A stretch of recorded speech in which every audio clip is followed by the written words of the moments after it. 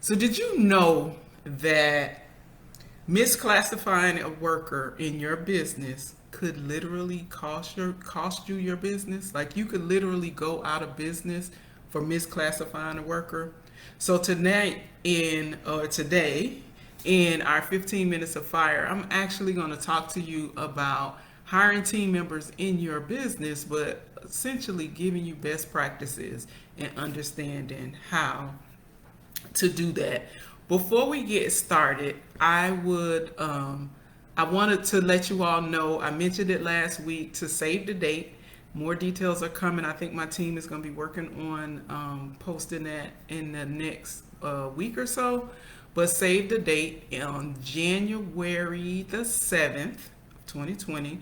I am doing a virtual strategy session. It's going to be a small group, so I think we're thinking about 30 people max. Where we're doing a strategy session to help people get reach their goals. New year, new opportunity, a chance to strategize. I know a lot of times in this group, I've had people ask me, how do I do my strategic plan? Because I always do my company strategic plan in December, and I get people asking me, how do I do my strategic plan? So we won't be able to do it in December because it's just too much stuff going on with the holidays. But the first Saturday in January, for those of you who are interested in working with me to come up with your strategic plan, save the date, and more information about that will be coming January 7th. Thanks for putting that in the chat. So let's talk about building your team. I'm not sure if you saw my social media post today, but wait, let me introduce myself. I always do this. Like, I am so modest. So I forget to introduce myself. Like, who are you?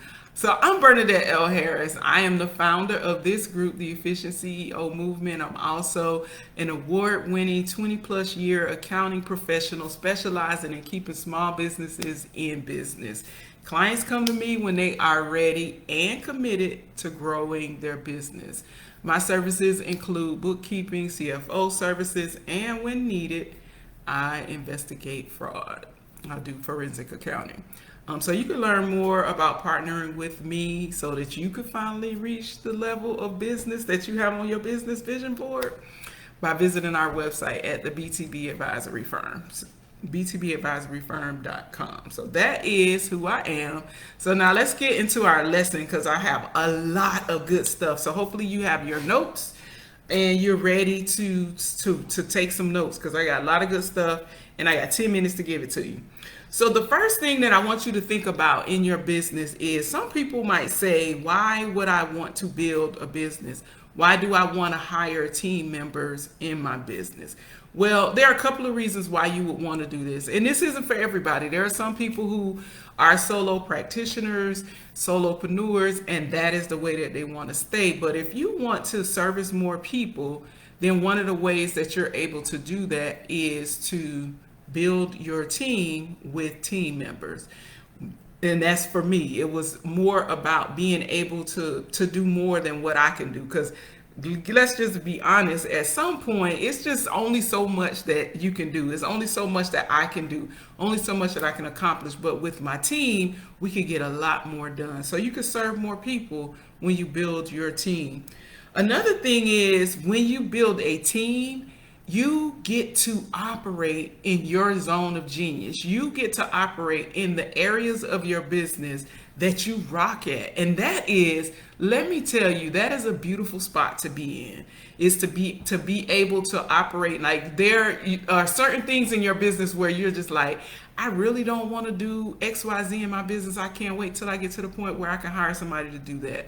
And when you start building your team, that's what you're doing. You're positioning yourself to be able to operate in your zone of genius. And so that's the second reason. And then the third reason that you want to build a team is that it allows you to create opportunities for other people. Being an entrepreneur is it's huge. Like, this is a big leap of faith. I say it's been my biggest faith walk. And next to parenting, is the hardest thing I've ever done, right? But it's also been the most rewarding thing that I've ever done. And to be in position to create opportunities for other people has been a huge blessing to me. So today I actually onboarded my 7th team member. So I have, and so there are two ways to look at that. I have 7 people looking to me to operate their households, or I can look at it as God has blessed my business so that I am able to be a blessing to 7 other people. So that's the way I try to look at it. I don't look at it as I have 7 people that's dependent on me. So building is a way that you can create opportunities, whether that's opportunities in your community, opportunities in your family.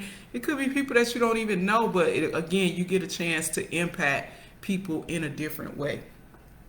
So now let's talk about, how do you build your team? What are some of the things that you need to be doing and thinking about as you are building your team? The first thing is you want to do a needs assessment. And so the needs assessment is when you kind of figure out all the things that you need in your business. Some people might consider this like doing an org chart or something like that, but essentially it's like, what are all the roles in your business? And a lot of them you're probably playing, because when you first start your business, you got multiple hats on, and it's just a matter of which hat are you wearing now. So you want to do a needs assessment to see what are the needs in your business. What are the areas in the business that I need? Do I need more, so let's say in my business, do I need more accountants? Do I need marketing people? Do I need admin people? Figure out what you need. And this might be overwhelming, because it's like you're sitting there thinking like, man, I can't afford to hire all these people. I don't want you to think about that. I just need you to think about what it is that you need in your business and write that down. Because what that is going to do is help us to create the hiring plan for your business. The next thing that you want to do is do a skill assessment, right? And I always call it, this is that come to Jesus meeting with yourself. Like this is the check yourself meeting. This is the meeting when you realize, what are the things that you are absolutely good at?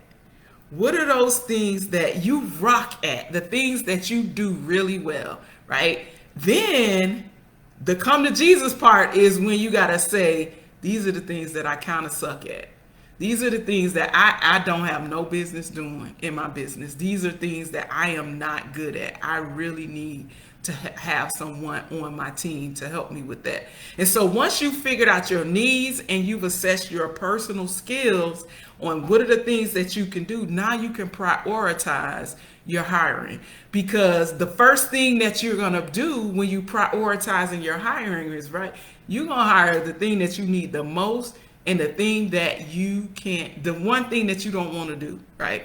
So I know for me, hiring an assistant was my first hire. It's like, I need somebody to assist me. I need somebody to make appointments and follow up with people and do the administrative stuff that was taking a lot of time away from me. That was my priority as far as the first person that I wanted to hire. And you prioritize it like that. And once you figure those things out, then you can start working on a plan to creating these things. And these are actually some of the things that we're going to do in the strategy session. But this is the 15 minutes of fire. This is quick and dirty. We're going to give it to you, right? So now, when you've done those things, you figured out what you need, what you're good at, what's the priority. Now you have to decide, how do I hire? Who do I hire, right? Do I hire an employee? Do I hire an independent contractor? And so the thing that I want you to know is, you don't really get to decide if a person is an employee or independent contractor. So I've heard people say, oh, I'm just going to make them a 1099. Or I got 1099 employees, and it's just like, nope. First of all, 1099 and employees do not go together. That is an oxymoron. They don't go together. If you have an employee, they get a W-2. If you have an independent contractor, they get a 1099. There's no such thing as a 1099 employee. So if you've ever said that, don't ever say it again. And if you've never said it, then don't ever say it, right? So you want to make sure that you understand the difference. So real quick, the difference between the two. Employees are people that you have control over. So you tell them that their schedule is 8 to 5, and they can take an hour lunch break and 2 15-minute breaks. You control their schedule. You provide them with the equipment. You provide them with the training. You provide the system for them. They don't have the ability to send somebody else to work in their place, right? When they're an employee, it's your job. You can't send your daughter today because you wasn't feeling it, right? But an independent contractor is a little bit different, because an independent contractor could send their daughter in their place. Let's say, for instance, if it's a janitorial service and you hire a janitor, a janitorial service to clean your office, you can't say, "Oh, Bernadette, I need you to show up." I can send whoever I want to send because I'm an independent contractor. So independent contractors have more control over all of those things. And so one of the aspects of determining whether or not a worker is an employee or independent contractor, one of the biggest aspects is control. Do you have control over this person, right? So if it's somebody that's using their own computer, they learn this skill on their own, you don't dictate how they're doing it. You just essentially say, this is what I need done and by when. Then those are usually signs of an independent contractor. Again, it's a much more deeper than that, but I don't have enough time to really go to it. I'm giving you the high level when it comes to that. So 1099, W-2, it depends. The key is that the first thing that I open up with is that people who misclassify workers can jeopardize losing their business. True story. And this story is actually a story that's happened multiple times. I've had several clients, and they usually have made these decisions before they became my clients, because if they were my clients, they wouldn't have made these bad decisions. But I have had several clients to misclassify a worker. I'm going to tell you how it goes down. You hire somebody, you don't want to pay the payroll taxes, and so you make them a 1099. They are a W-2 employee. They come into your office, they're using your computer, you have a trucking company, they're driving your trucks, whatever the case may be, they're using your equipment to do the work, right? They start out great, and then they start showing up late, they're not doing their job, and it's like, listen, I gotta let you go. So you fire them. What do? They go down to the Department of Labor to file for unemployment. When they file for unemployment, the Department of Labor is saying, I don't have any record of company ABC having you on as an employee. And they start asking the worker all these kind of questions. And essentially, they are doing an investigation on your company. Now, based on the information that they gather from the worker, and they're going to send a questionnaire to the business owner, based on the information that they gather from that, they will make a determination as to whether or not this person is an employee or a contractor. Guess what? If this person is an employee and you are treating them like a contractor, you will have to go back and amend all of your payroll tax returns to add this worker to your payroll tax returns and get them and pay all the payroll taxes, which are going to be late, because those payroll tax returns are due quarterly. So you're going to have payroll taxes, you're going to have late penalties, and all of that you have to pay as a result of misclassifying this worker. I've seen it happen at least 2 to 3 times with clients who have misclassified. Some of them didn't listen to me. I said they're not independent contractors. If they get disgruntled, you're going to have a problem, and it never fails.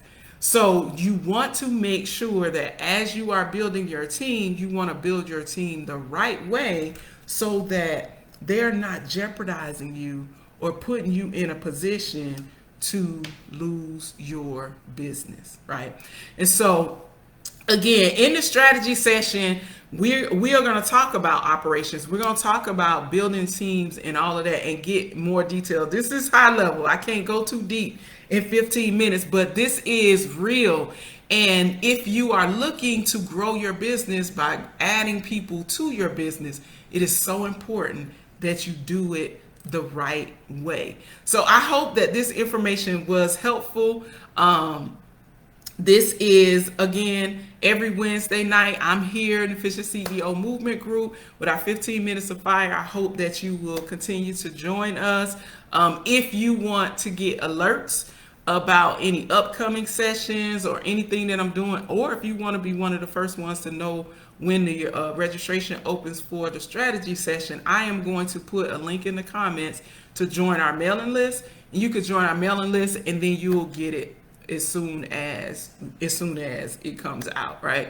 So as always, you can put my 20 plus years of experience to work for you anytime you're ready to take your business to the next level. Visit the BTB Advisory Firm to learn more about our services, and if you see something that is a good fit for you, schedule a discovery call so that we can talk.